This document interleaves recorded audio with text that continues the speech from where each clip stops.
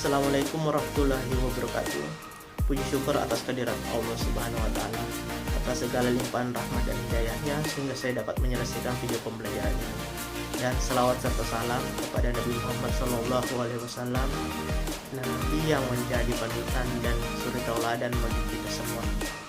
Perkenalkan, nama saya Rudi Adi Saputra, program studi pendidikan ekonomi dari Perguruan Tinggi Universitas Muhammadiyah Bone.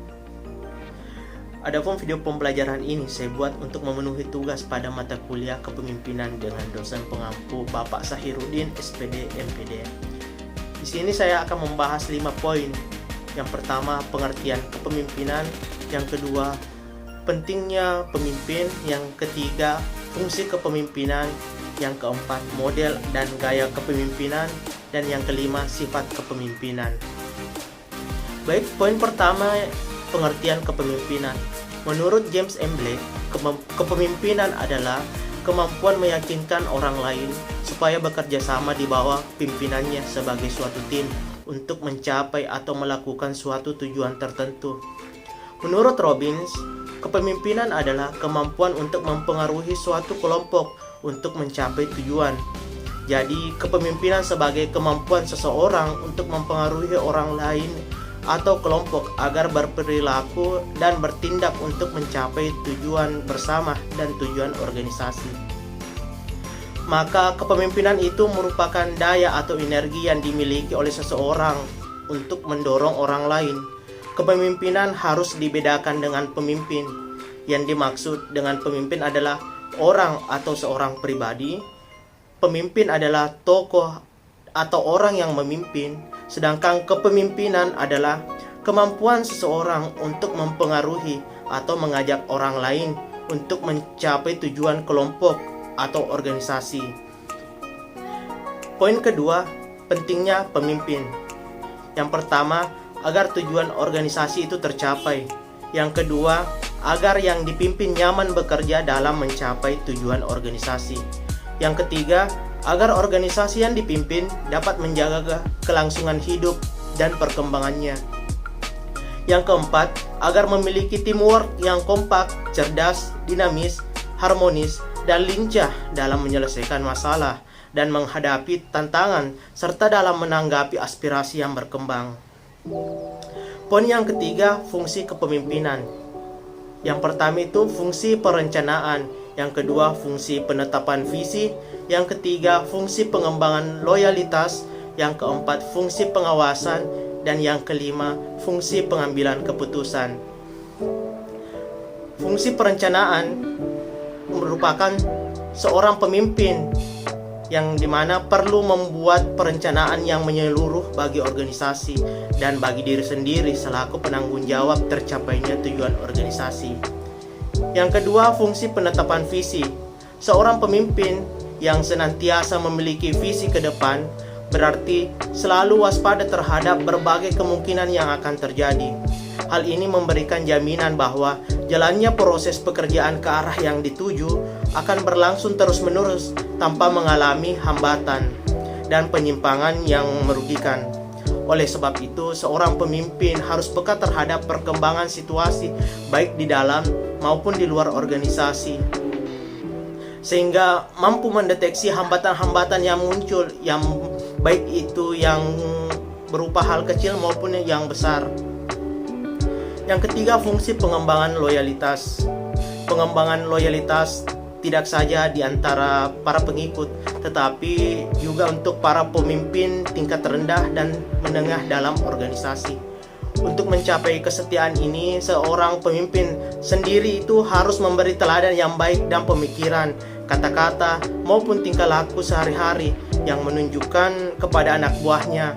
Pemimpin sendiri tidak pernah mengingkari dan menyeleweng dari loyalitas sehingga segala sesuatu tidak akan berjalan sebagai mestinya.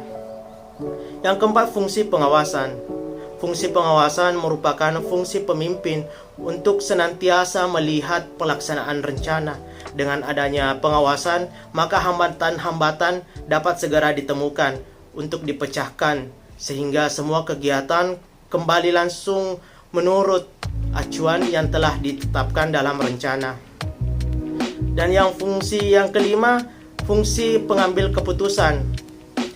Pengambilan keputusan merupakan fungsi kepemimpinan yang tidak mudah.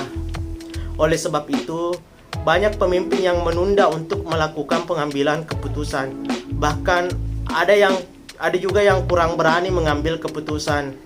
Metode pengambilan keputusan dapat dilakukan secara individu, kelompok, tim, panitia, dewan, komisi, referendum, mengajukan usul tertulis, dan lain sebagainya. Baik, masuk ke poin keempat, model dan gaya kepemimpinan. Konsep model kepemimpinan dapat disepadankan dengan gaya kepemimpinan. Yang saya maksudkan di sini dengan model kepemimpinan adalah perilaku yang digunakan seseorang pemimpin ketika dia sedang berusaha untuk mempengaruhi orang lain dalam suatu organisasi. Istilah gaya secara sederhana adalah sama dengan cara yang digunakan pemimpin dalam mempengaruhi bawahan atau pengikutnya. Pertanyaan dasarnya kemudian jika diklasifikasikan, maka ada beberapa klaster gaya kepemimpinan yang sering melekat pada seorang pemimpin. Para ilmuwan organisasi telah mengelompokkan 3 gaya kepemimpinan sebagai berikut. Yang pertama itu gaya kepemimpinan demokratis. Jenis gaya kepemimpinan ini adalah kepemimpinan yang aktif, dinamis, dan terarah. Kegiatan-kegiatan pengendalian dilaksanakan secara tertib dan bertanggung jawab. Pembagian tugas yang disertai pelimpahan wewenang dan tanggung jawab yang jelas memungkinkan setiap anggota berpartisipasi secara aktif, maka setiap anggota mengetahui secara pasti sumbangan yang dapat diberikan untuk mencapai tujuan kelompok atau organisasinya. Selain itu, semua anggota dapat mengetahui bagaimana melaksanakan kebijakan secara efektif dan efisien. Selanjutnya, gaya kepemimpinan otoriter. Kepemimpinan ini menempatkan kekuasaan di tangan satu orang atau sekelompok kecil orang yang diantara mereka tetap ada seseorang yang paling berkuasa. Pemimpin bertindak sebagai penguasa tunggal. Orang-orang yang dipimpin jumlahnya lebih banyak, merupakan pihak yang dikuasai, yang disebut bawahan atau anak buah. Kedudukan dan tugas bawahan semata-mata sebagai pelaksana keputusan, perintah, dan bahkan kehendak pemimpin. Yang ketiga, gaya kepemimpinan bebas. Di sini kepemimpinan dijalankan dengan memberikan kebebasan penuh kepada orang yang dipimpin dalam mengambil keputusan dan melakukan kegiatan menurut kehendak dan kepentingan masing-masing, baik secara perorangan maupun kelompok-kelompok kecil. Pemimpin hanya memfungsikan dirinya sebagai penasihat yang dilakukan dengan memberi kesempatan untuk berkompromi atau bertanya bagi anggota kelompok yang memerlukan. Senada dengan pandangan Ali tadi, karya Umam juga menyebutkan 5 gaya kepemimpinan. Penjelasannya sebagai berikut. Yang pertama, gaya kepemimpinan autokratis. Pemimpin jenis ini merupakan pemimpin yang memiliki wewenang dari suatu sumber, misalnya karena posisinya, pengetahuan, kekuatan, atau kekuasaan untuk memberi penghargaan ataupun hukuman. Biasanya yang dilakukan oleh pemimpin ini dengan gaya ini adalah memberitahukan tugas serta menuntut kepatuhan seseorang secara penuh tanpa bertanya-tanya dan totalitas. Biasanya praktik gaya kepemimpinan autokratis dilakukan dengan 2 model, yakni model garis keras dan model paternalistik. Model autokratik bisa menggunakan 2 model di atas sekaligus atau salah satunya. Pemimpin yang menganut model garis keras selalu menuntut kepatuhan dari bawahannya, sedangkan model paternalistik sama dengan model garis keras, yakni menuntut kepatuhan bawahan. Berbeda dengan model garis keras, pada model paternalistik menuntut kepatuhan bawahan berdasarkan hubungan yang bersifat pribadi. Biasanya praktik paternalistik muncul ketika bawahan beranggapan Pemimpin mereka mengetahui segalanya tentang organisasi atau ketergantungan pribadi bawahan kepada pemimpin. Misalnya, karena bawahan mengharapkan imbalan dari pemimpin atas kepatuhannya melayani pemimpin yang bersangkutan, atau karena bawahan beranggapan pemimpin tersebut bisa memberikan rasa aman. Yang kedua, gaya kepemimpinan birokratis. Gaya ini sering dikenal sebagai gaya yang paling kaku karena pemimpin yang memilih gaya ini selalu mendeskripsikan tugas dan cara pelaksanaan tugas yang diberikan kepada karyawan. Pemimpin dengan gaya ini selalu mengedepankan apa yang sepenuhnya tertuang dalam prosedur dan peraturan yang terkandung dalam organisasi. Biasanya, pemimpin birokratis memiliki pandangan bahwa semua aturan atau ketentuan organisasi adalah absolut. Pemimpin seperti ini cenderung lambat dalam mengambil keputusan karena terlebih dahulu memeriksa peraturan atau prosedur yang telah dituliskan dalam kaidah organisasi. Yang ketiga, gaya kepemimpinan diplomatis.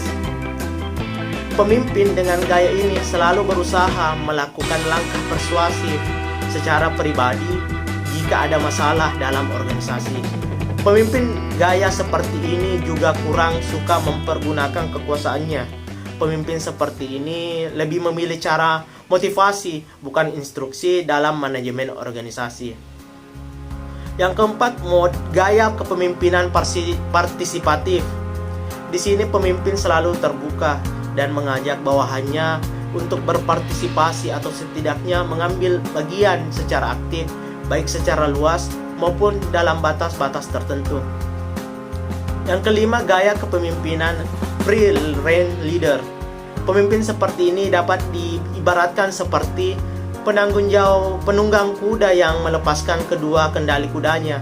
Meskipun demikian, pemimpin seperti ini tidak benar-benar memberikan kebebasan kepada karyawannya untuk bekerja tanpa pengawasan sama sekali. Pemimpin seperti ini tetap melakukan pengawasan dan pengendalian atas kinerja bawahannya. Setiap pemimpin memiliki gaya kepemimpinan sesuai dengan latar belakang pribadinya dan budaya organisasi mereka. Tentu gaya kepemimpinan yang diperlukan pada organisasi militer berbeda dengan gaya kebutuhan kepemimpinan pada organisasi sipil. Demikian halnya gaya kepemimpinan di perguruan tinggi berbeda dengan gaya kepemimpinan di birokrasi pemerintahan daerah.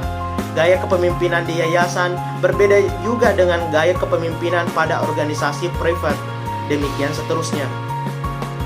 Masing-masing gaya kepemimpinan memiliki kelebihan dan kelemahan, termasuk tingkat efektivitas yang berbeda. Maka memperdebatkan mana gaya kepemimpinan yang paling baik merupakan pekerjaan yang sia-sia. Selanjutnya, poin yang kelima, sifat kepemimpinan.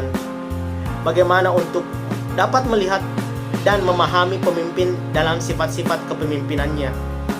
Berikut ini kita akan menganalisa kriteria sifat-sifat para pemimpin dalam kepemimpinan. Apakah dalam diri Anda atau mungkin dapat melihat kriteria ini dalam diri orang-orang di sekeliling Anda. Yaitu yang pertama, seorang pemimpin harus mempunyai suatu misi yang penting. Selanjutnya, seorang pemimpin adalah seorang pemikir besar. Selanjutnya, seorang pemimpin harus memiliki etika tinggi. Seorang pemimpin harus menguasai perubahan. Seorang pemimpin harus bersikap peka. Seorang pemimpin harus berani mengambil risiko. Seorang pemimpin adalah seorang pengambil keputusan. Seorang pemimpin harus menggunakan kekuasaan secara bijaksana. Seorang pemimpin harus berkomunikasi secara efektif.